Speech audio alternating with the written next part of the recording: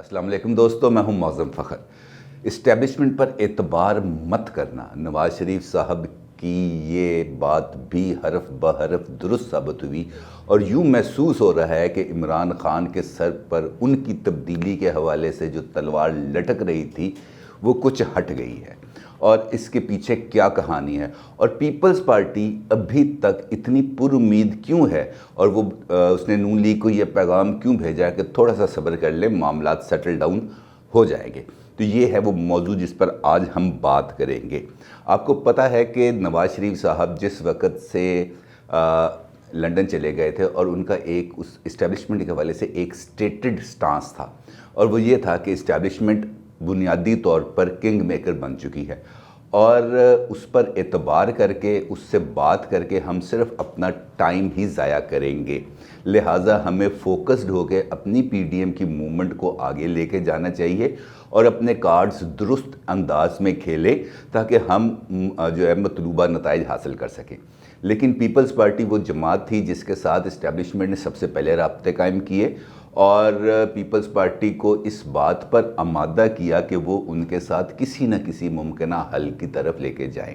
और इस सिलसिले में उनको पीपल्स पार्टी को ये तासुर दिया गया कि हम गैर जानिबदार रहेंगे, आप जो भी पॉलिटिकल एक्टिविटी करेंगे हम आपको ना सिर्फ स्पेस देंगे बल्कि गैर जानिबदार भी रहेंगे। लेकिन हुआ क्या, इसके दौरान फॉरेन फंडिंग केस का एक मामला सामने आया और अपोजिशन जमातों ने यानी कि पीडीएम ने और ख़ास तौर पर पीपल्स पार्टी ने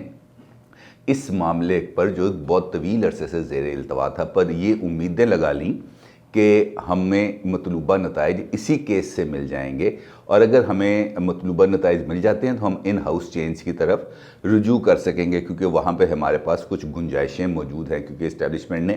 गैर जानिबदार होने का दावा किया था। नवाज़ शरीफ साहब की तरफ से उनको वाज़ेह तौर पर कई मरतबा ये बात बावर कराएगी और जब शाहिद खाकान अब्बासी अमेरिका से लंदन पहुँचे तो उनके ज़रिए भी जो पैगाम यहाँ पे पहुँचाया गया वो ये था कि आप मरीम नवाज़ को ये कहा गया कि आप बिलावल और आसिफ जरदारी और मौलाना साहब से राब्ते में भी रहें लेकिन इन हाउस चेंज कोई ज़्यादा कारगर साबित नहीं होगा।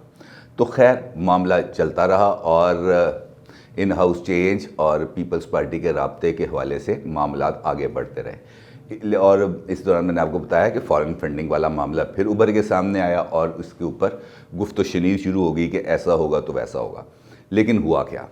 इमरान ख़ान के सर के ऊपर जो तब्दीली की तलवार पीपल्स पार्टी के राब्तों की वजह से लटक रही थी वो इस वजह से हटी कि चंद रोज़ पहले एक बहुत बड़ी बैठक हुई जिसके अंदर तमाम सरकर्दा अफराद मौजूद थे और वहाँ पर ये बात ज़ेर बहस आई कि फ़ॉरेन फंडिंग का जो मामला है वो इस वक्त हो गया बहुत ज़्यादा ट्रिकी क्योंकि फ़ॉरेन फंडिंग के ऊपर अगर इलेक्शन कमीशन को फ़ैसला करता है तो मामला ने किसी न किसी सूरत में सुप्रीम कोर्ट जाना है और सुप्रीम कोर्ट जाने की सूरत में अगर फ़ैसला फ़ॉरेन फंडिंग केस के हवाले से ख़िलाफ़ आ जाता है तो ये वो पूरा सियासी निज़ाम ही बैठ जाएगा। और चूँकि इस सियासी निज़ाम के ऊपर इस्टेब्लिशमेंट ने बहुत ज़्यादा इन्वेस्टमेंट की है यानी कि इमरान ख़ान के ऊपर इस्टेब्लिशमेंट ने बहुत ज़्यादा इन्वेस्टमेंट की है, लिहाजा वो इन्वेस्टमेंट सारी की सारी रायगां चली जाएगी। लिहाजा इस सिस्टम को बचाने के लिए, इस पूरे सेटअप को बचाने के लिए हमें फ़ॉरेन फंडिंग केस के मामले पर इमरान ख़ान की थोड़ी सी सपोर्ट करना होगी क्योंकि अगर ये सपोर्ट हमने ना की, अगर ये दोबारा सुनिएगा कि अगर हमने ये सपोर्ट ना की तो हमारी इन्वेस्टमेंट ना सिर्फ ख़त्म हो जाएगी बल्कि जो पूरा सियासी ढांचा जो हमने इतनी मेहनत से खड़ा किया है वो भी ज़मीन बोस हो जाएगा और हमारे हाथ कुछ नहीं आएगा। जिसके बाद ज़राए ये बताते हैं कि इसके बाद अकबर एस बाबर से भी रब्ता किया गया जो फॉरेन फंडिंग केस के हवाले से पिटिशनर भी हैं और उनको इस बात पे कायल किया गया कि वो स्क्रूटनी कमेटी पर एतराज़ात दाखिल करें ताकि ये मामला और तूल पकड़े और ज़्यादा लटक जाए और तारीख़ के अंधेरों में गुम हो जाए। अब शुनीद ये है कि अकबर एस बाबर ने भी उस दबाव के सामने सर झुकाया और जो स्क्रूटनी कमेटी है उस पर एतराज़ात दाखिल कर दिए और वो स्क्रूटनी कमेटी اجلاس کا بائیکاٹ کر کے چلے گی. اب نہ نومن تیل ہوگا، نہ رادہ ناچے گی، نہ سیکورٹی کمیٹی بیٹھے گی، نہ ان کاغذات کی سیکورٹنی ہوگی، اور نہ ہی الیکشن کمیشن کو واضح رپورٹ جائے گی. تو یہ ہے وہ بیک گراؤنڈ جس کی وجہ سے عمران خان کے سر پر جو لٹکتی ہوئی تلوار ہے وہ کچھ دیر کے لیے ہٹتی ہوئی محسوس ہو رہی ہے. لیکن اس کے ساتھ ساتھ ایک اور ڈیولپمنٹ بھی ہے، اور وہ ڈیولپمنٹ یہ ہے کہ عمران خان کا چونکہ ایک رابطہ رہا ہے گزشتہ عمران خان جو نواز شریف صاحب کے ٹینیور ہے اس کے اندر بھی، اور اب ان کے موجودہ ٹینیور کے اندر بھی، اور وہ رابطے رہے ہیں ان کے اسٹیبلشمنٹ کے ساتھ. اور اسٹیبلشمنٹ کے اندر کچھ لوگ ایسے ہیں جن کے ساتھ عمران خان کا لائزون بہت اچھا ہے. اگر ہم اس کو آسان الفاظ میں یہ کہیں تو یہ کہا جا سکتا ہے کہ عمران خان نے بھی اسٹیبلشمنٹ کے اندر اپنا ایک دھڑا بنا لیا ہے، اور وہ دھڑا چونکہ زیادہ بڑی تعداد میں ہے، اور وہ جسے ہم کہہ سکتے ہیں کہ زیادہ با اثر بھی ہے، اور فیصلوں کے اوپر کچھ اختیار بھی رکھتا ہے، اور جس کی وجہ سے عمران خان ہر ایک مصیبت کے اندر سے نہ صرف بیل آؤٹ ہو جاتے ہیں بلکہ زیادہ پر اعتماد ہو کے سامنے آتے ہیں. اب فارن فنڈنگ کیس کو ہی لے لیں، بار بار اس وجہ سے اس کی مثال دیتا ہوں کہ یہ چونکہ ابھی سامنے کی چیز ہے اور آپ کی میموریز کے اندر بھی یہ بات زیادہ فلیش بیک میں آ رہی. فارن فنڈنگ کیس کے اوپر اب عمران خان زیادہ پر اعتماد ہیں، اور انہوں نے 2 دن پہلے یہ بات واضح طور پہ کی تھی کہ اس کی آپ اوپن انکوائری کر لیں جناب، ہماری خیر ہے. اور پھر چند یوٹیوبرز نے اس کے اوپر باقاعدہ طور پر اپنے پروگرامز بھی کیے، اور وہ جو کمپنیز جن کے بارے میں یہ کہا جا رہا تھا کہ کوئی اسرائیلی فنڈنگ ہے کوئی فلانی، تو وہاں کے لیے بھی کچھ کریکٹرز کو تیار کر کے یہ بیان دلوائے گئے کہ جناب یہ کمپنی تو پاکستانی نے یاد کی ہے، اور یہ کمپنی تو جو فلانا پاکستانی ہے اس کی ہے، اور یہ جو $300 دیے گئے تھے، اربوں ڈالر کہہ رہے تھے، یہ اربوں ڈالر نہیں ہیں، یہ $300 ہیں. اس قسم کی چیزیں بھی یہاں پر چل رہی ہیں، اور یہ ایک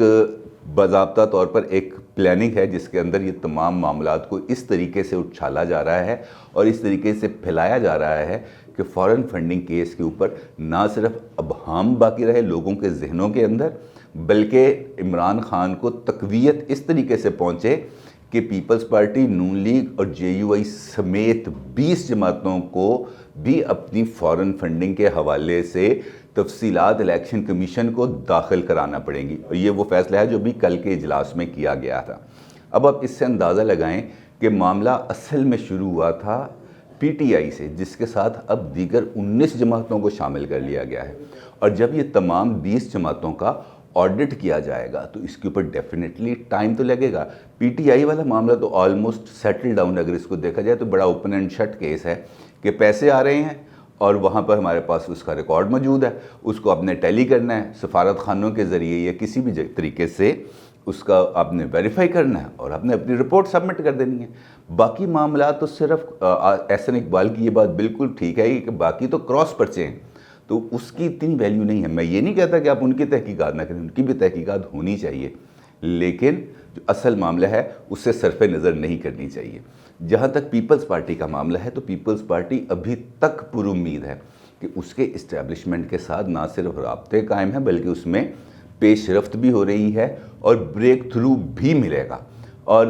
یہ جو بریک تھرو ہے ان کے نزدیک بریک تھرو یہی فارن فنڈنگ کیس اور نو کانفیڈنس موشن کے اندر ان کی حمایت ہے. لیکن نواز شریف صاحب کا میں نے آپ کو بتایا کہ ابھی تک تو اپرنٹلی ان کی رائے بالکل درست نظر آ رہی ہے، اور ان کی طرف سے جو واضح طور پر اشارے مل رہے ہیں وہ یہی ہیں کہ عین تینا اعتبار کرنا. اور یہ معاملہ جس طریقے سے آگے بڑھ رہا ہے اس سے تو مجھے بھی اب یہی لگ رہا ہے کہ سیم پیج کانسیپٹ یا سیم پیج ڈاکٹرائن ابھی بھی کسی نہ کسی لیول پر موجود ہے. لیکن دیکھتے ہیں، پاکستانی سیاست کا اونٹ کسی بھی کروٹ بیٹھ سکتا ہے. اپنی رائے کا ضرور اظہار کیجیے گا. آپ کا بہت شکریہ. اللہ حافظ.